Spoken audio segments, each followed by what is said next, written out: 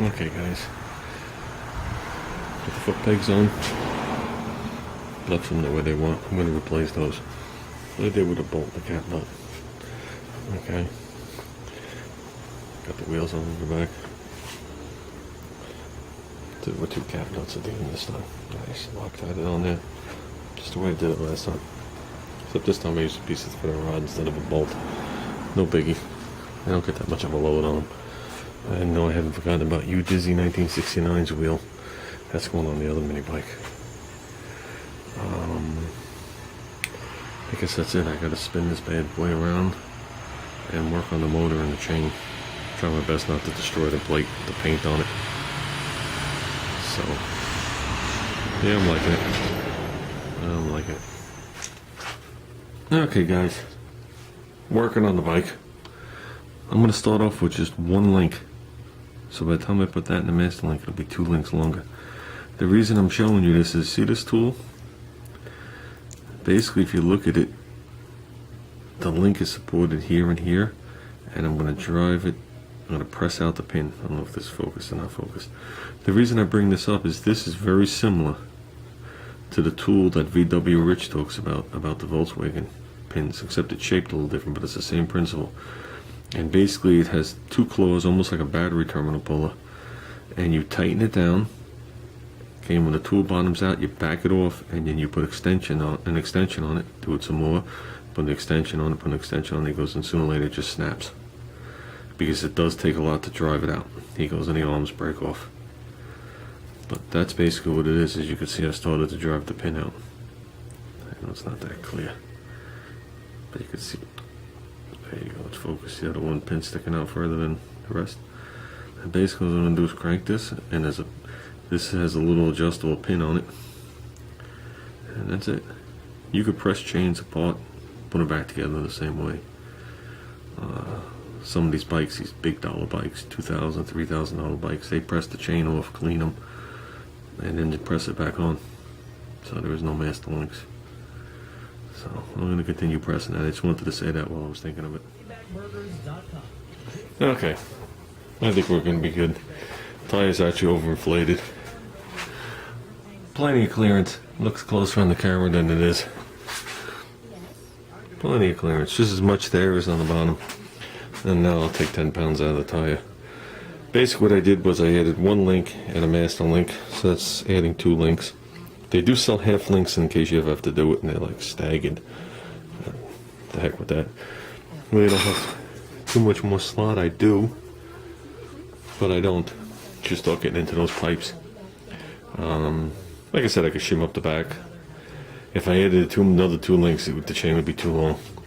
So the next step from here would be, if I do need a room, shows you how much tall this tire is. This tire's got to be inflated. This tire is probably almost an inch tall, 3/4 of an inch. So, if I needed more room, I could always shim up the back of the engine. I do have about 1/4 of an inch before the spark plug hits. So. But I think it's looked good. I could put the brake on. Well, I gotta put the throttle on. Put the brake on. I always wondered if these 2 holes were for the throttle cables. But going by the fact that they're down here too, I would think that they were just 2 universal plates, and that's where they bolted the fender. But what do I know? So, it's starting to look like a mini bike again, guys. It's starting to look good. Definitely looking good. So, taking care today, it'll be scratched up by next week. Yeah, I don't know what those holes are for, but I ran the cable through it. So, just watch it destroy the paint. Works nice.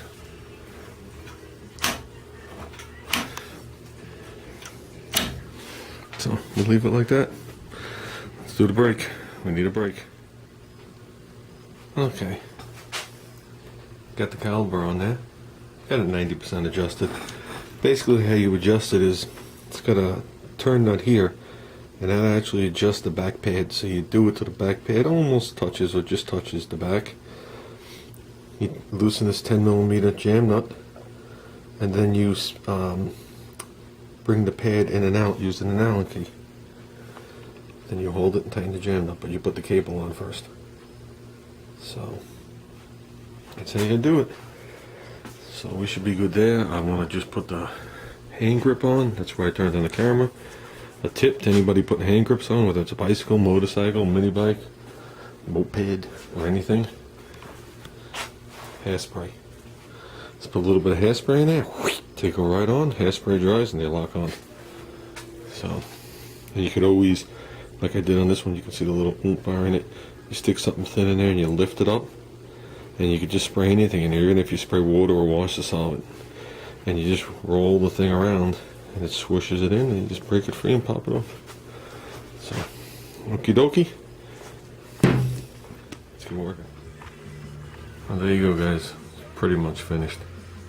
I gotta attach that breather hose that you just see draped across the exhaust right there, and the cable that I just ran to the back caliper is not held with anything, so it needs to float a little. It needs to keep floating at the bottom. So I have the clips, but that's useless. I did run them through the handlebars. I think that worked out well. Angled these down a little bit more too. The throttle used to stick straight out, and this used to be straight out. Gangster. So now it's got, I hope you guys can see it. What I'm gonna do is, I still got the 2 bolt holes under the motor where the plate dips down. I'm gonna make a little something coming out with an eyelet, and this, it'll keep it like right there and allow this cable to float. So it's all done. Brakes all adjusted. Just gotta pick up 2 more of these clips, and I guess we're good, guys. It is what it is. Am I happy? Yes and no. I think it came out good. I don't see a problem with it. I mean, I haven't done I was supposed to do the header too. I got that stuff you put on the, I've had this stuff for years. Hopefully it's not hard as a rock.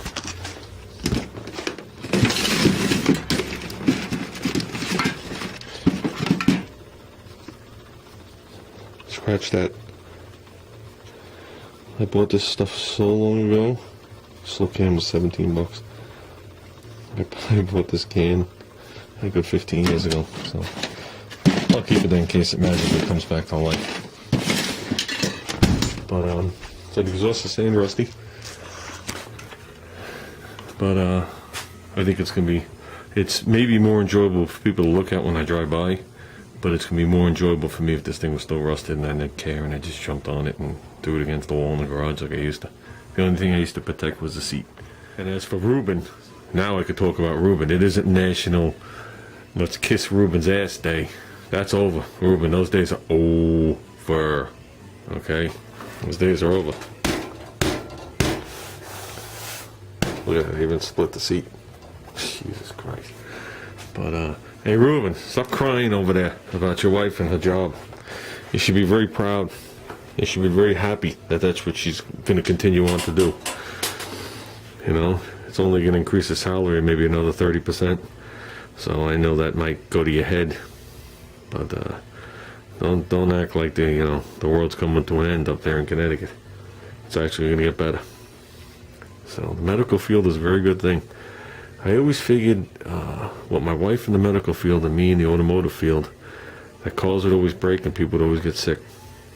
Unfortunately, I don't know about the cars breaking anymore. They still break. They just don't want to pay to fix them anymore. Cars are disposable.